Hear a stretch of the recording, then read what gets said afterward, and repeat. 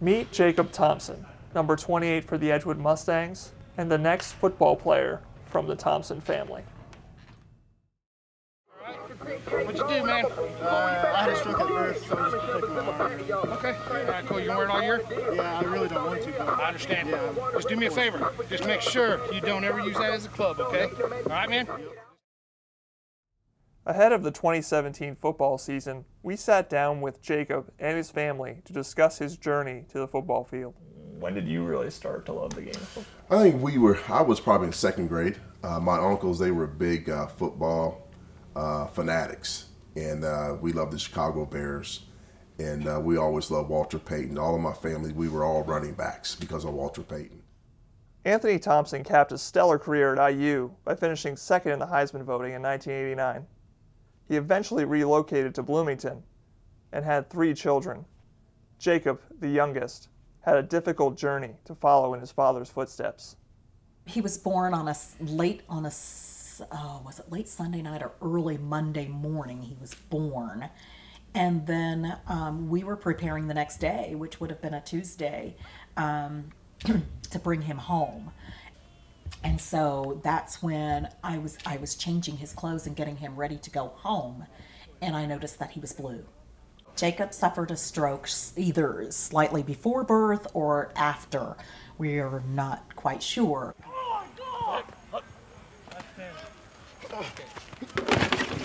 With such a setback, how did Jacob make it here? Our story takes us back to IU, where we find one of Jacob's most inspirational mentors. 1 foot each hole and then sprint out the back. Start back there though, right? Ready, and go. 1 foot each hole. Good. Same thing coming back, but get a high knee.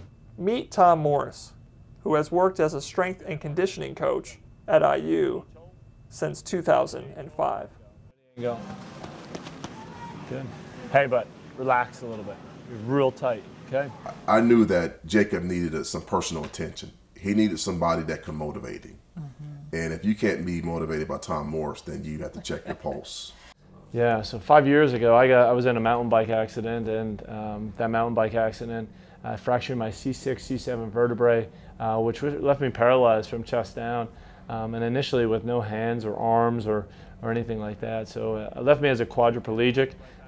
That was the big thing. Was when I had my accident, it had to be the first month or so. I couldn't pick up a pencil, or I had trouble doing all that stuff, and it's so frustrating when they're right there in front of you, but you can't do the fundamental things that you've done for so long.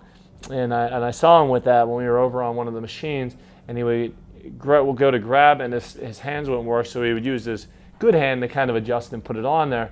I'm like, well, that's not going to get us anywhere, Jacob. I mean, you're never going to get something better if you keep using the other one to make it better. So that was a big rule that we had. So when he goes to put his hand on there, it took him, it took almost over a month, and it was every time putting his hand up and trying to grip onto that bar, and it frustrating. He'd pull it back and he'd relax it, and he'd put it up again and again. And then now he's able to come in and spread his fingers and put it on there and actually grip around that bar. And it's just that knowledge of consistently staying at it, because the truth is that no matter how many ramps are put in, or no matter how many doors, automatic doors, there's still going to be those challenges out there in front of it, and it's up to me to figure out how to break those challenges. And that's what I was trying to explain to Jacob is you're going to be able to do a lot of things in here, but you're going to eventually have to figure out how to do it with having some kind of disability with it. So no, just you'll be in the ladder. Okay, like. Yep, and go. Boom, boom. Good. Right back into the next. Right back in. Whoa! TV's making you mess those feet up. Some people choose their challenges, and sometimes your challenges choose you. And this challenge chose Jacob. And with that, Jacob has met every challenge. He has met every challenge hit on, and just really with just a pit bull tenacity. And so that's one thing that I'm proud of. Proud of him. Yeah, he really doesn't talk about the wheelchair or complain much. So that really helps me not to complain, because I know he's going through stuff like me. So it really helps me to just keep pushing through the struggles of my life. Boom, I go this way. What moves? Yes. Good, good, good. Boom, this way. Yep, yep, yep, yep, yep. Let's get going faster. After more than a year with Morris in the weight room, Jacob weighed nearly 200 pounds and was ready to put on the pads. More time. Tilt your head this way a little bit. Yeah, too much. Like there, right there. Good. Well, I'm here on picture day for football. First day of practice. I feel pretty good. And the pads, it's the first time having pads on, so I feel like really good about this. Okay, now, first official day of practice. Welcome. Sprint! Sprint! Sprint, there we go. Brian Rosenberg, having served as a longtime assistant at Edgewood, is now in his first year as head coach for the Mustangs.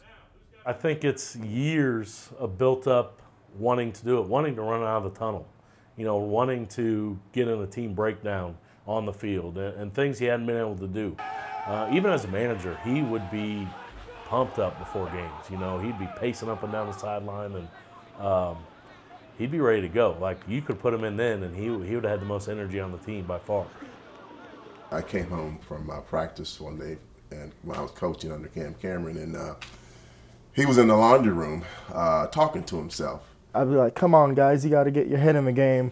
You guys got to toughen up. Someone would get hurt, and I would have to go in or something for him. Yeah, I would, like, get hurt, and, like, I would just say to the trainer, imaginary trainers, take me up, I'm ready to go back in. Yeah, I was just crazy, imaginary friends and stuff, so. You could hear him in there talking to himself, you know, like he was talking to the team.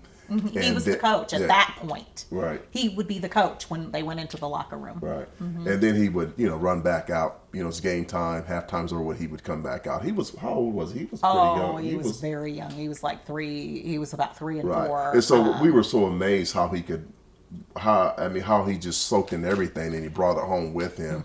And so, therefore, you saw the passion that he had for the game of football. Right. Did you have any concern? I have concerns as we sit here. I have concerns. My goodness, yes. I have concerns as practice is going on right now. I have concerns. But we prayed and prayed for God's protection over him.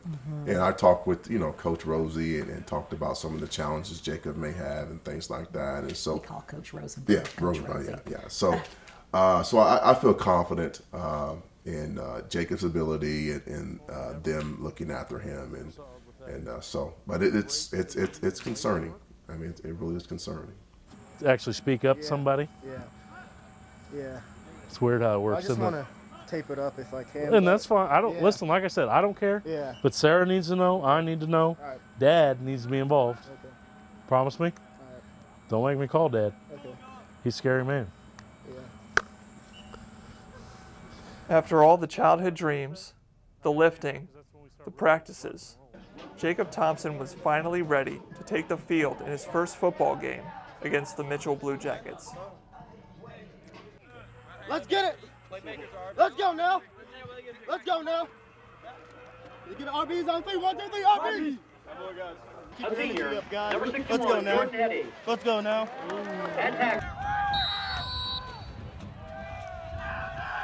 There was no storybook ending in this game. Edgewood lost 36-7. Jacob played on all sides of the ball, including offensive and defensive snaps in the fourth quarter. But this is just the beginning of another challenge in a life full of them. Challenges Jacob has always found a way to overcome. Never give up on your dreams. Never give up on your dreams. Never let your challenge, you know, get you down. You know, your challenge, you know, you can overcome anything. And Jacob is that, he has that mindset that he's going to overcome.